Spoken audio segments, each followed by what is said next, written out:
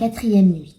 Vers la fin de la nuit suivante, Scheherazade, avec la permission du sultan, parla dans ces termes. Sire, quand le vieillard qui conduisait la biche vit que le génie s'était saisi du marchand, et l'allait tuer impitoyablement, il se jeta aux pieds de ce monstre et l'élut baisant. « Prince des génies, lui dit-il, je vous supplie très humblement de suspendre votre colère et de me faire la grâce de m'écouter. Je vais vous raconter mon histoire et celle de cette biche que vous voyez. Mais si vous la trouvez plus merveilleuse et plus surprenante que l'aventure de ce marchand à qui vous voulez ôter la vie, puis-je espérer que vous voudrez bien remettre à ce pauvre malheureux le tiers de son crime ?» Le génie fut quelque temps à se consulter là-dessus, mais enfin il répondit. « Eh bien, voyons, j'y consens. Je vais donc, reprit le vieillard, commencer le récit. Écoutez-moi, je vous prie, avec attention. Cette biche que vous voyez est ma cousine, et de plus ma femme. Elle n'avait que 12 ans quand je l'épousai. Ainsi, je puis dire qu'elle ne devait pas moins me regarder comme son père, que comme son parent et son mari. Nous avons vécu ensemble 30 années sans avoir eu d'enfant. Mais sa stérilité ne m'a point empêché d'avoir pour elle beaucoup de complaisance et d'amitié. Le seul désir d'avoir des enfants me fit acheter une esclave, dont j'eus un fils, qui promettait infiniment. Ma femme en conçut de la jalousie, prit en aversion la mère et l'enfant, et cacha si bien ses sentiments que je ne les connus que trop tard. Cependant mon fils croissait, et il avait déjà 10 ans lorsque je fus obligé de faire un voyage. Avant mon départ, je recommandai à ma femme, dont je ne me défiais point, l'esclave et son fils, que je la priai d'en avoir soin pendant mon absence, qui dura 1 année entière. Elle profita de ce temps-là pour contenter sa haine. Elle s'attacha à la magie, et quand elle sut assez de cet art diabolique pour exécuter l'horrible dessein qu'elle méditait, la scélérate mena mon fils dans un lieu écarté. Là, par ses enchantements, elle le changea en veau et le donna à mon fermier, avec ordre de le nourrir comme un veau, disait-elle, qu'elle avait acheté. Elle ne borna point sa fureur à cette action abominable. Elle changea l'esclave en vache et la donna aussi à mon fermier. À mon retour, je lui demandai des nouvelles de la mère et de l'enfant. « Votre esclave est morte, me dit-elle, et pour votre fils, il y a 2 mois que je ne l'ai vu, et que je ne sais ce qu'il est devenu. » Je fus touchée de la mort de l'esclave. Mais comme mon fils n'avait fait que disparaître, je me flattai que je pourrais le revoir bientôt. Néanmoins, 8 mois se passèrent sans qu'il revînt, et je n'en avais aucune nouvelle.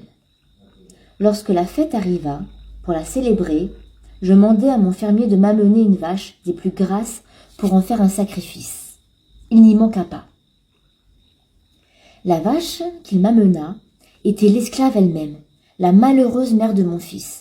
Je la liai, mais dans le moment que je me préparais à la sacrifier, elle se mit à faire des beuglements pitoyables, et je m'aperçus qu'il coulait de ses yeux des ruisseaux de larmes.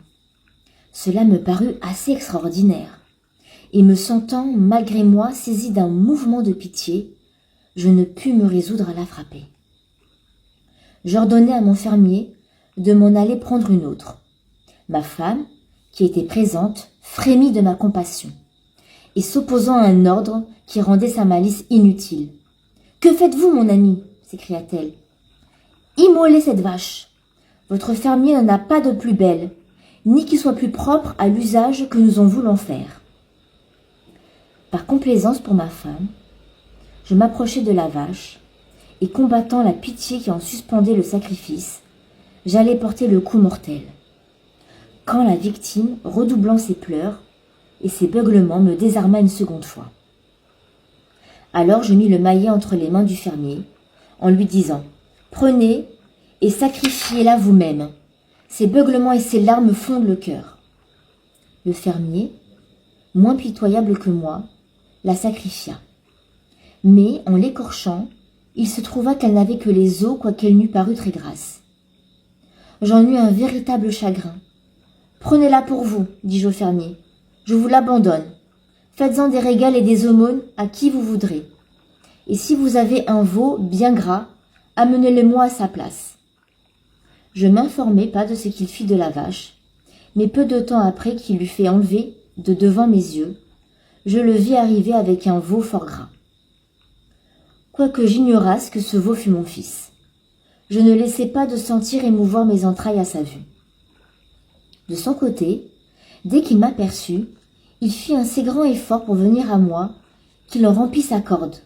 Il se jeta à mes pieds, la tête contre terre, comme s'il eût voulu exciter ma compassion et me conjurer de n'avoir par la cruauté de lui ôter la vie, en m'avertissant, autant qu'il lui était possible, qu'il était mon fils. Je fus encore plus surpris et plus touché de cette action que je ne l'avais été des pleurs de la vache. Je sentis une tendre pitié qui m'intéressa pour lui, ou, pour mieux dire, le sang fit en moi son devoir. « Allez, dis-je au fermier, remenez ce veau chez vous. Ayez-en un grand soin, et à sa place, amenez-en un autre incessamment. » Dès que ma femme entendit parler ainsi, elle ne manqua pas de s'écrier encore. « Que faites-vous, mon mari? Croyez-moi, ne sacrifiez pas un autre veau que celui-là. »« Ma femme, lui répondis-je, je n'immolerai pas celui-ci. Je veux lui faire grâce. Je vous prie de ne point vous y opposer. » Elle m'eut garde, la méchante femme, de se rendre à ma prière. Elle haïssait trop mon fils pour consentir que je le sauvasse. Elle m'en demanda le sacrifice, avec tant d'opiniâtreté que je fus obligé de le lui accorder. Je liai le veau, et prenant le couteau funeste, Scheherazade s'arrêta en cet endroit, parce qu'elle aperçut le jour. « Ma sœur, dit alors Dinarzade, je suis enchantée de ce conte qui soutient si agréablement mon attention. »« Si le sultan me laisse encore vivre aujourd'hui, répartit Scheherazade, vous verrez que ce que je vous raconterai demain vous divertira bien davantage. » Schahriar, curieux de savoir ce que deviendrait le fils du vieillard qui conduisait la biche, dit à la sultane qu'il serait bien aise d'en entendre la nuit prochaine la fin de ce conte.